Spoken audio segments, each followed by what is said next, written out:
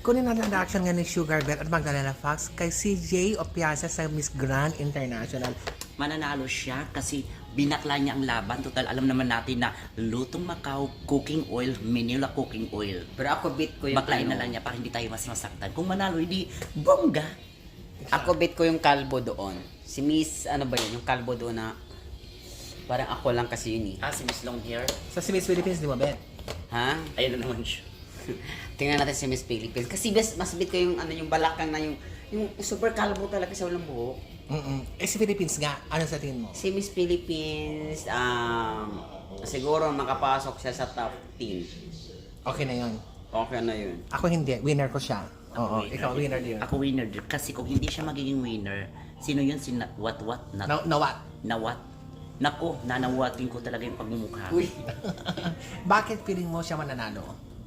Diyos ko, sa aura pa lang palaban sa tindig at saka pinagtibay na siya ng panahon. Yes. So yan po ang opinion namin. Abangan po natin ang finals. Ako top 10 lang talaga siya, top 10. Ay, grabe ka. Mag-aaway tayo. Di ba? Away. Ako naman. Sa Sami pa panalo siya, sa kanya hindi. Sige, i-bash niyo ito. I-bash niyo si Sugar.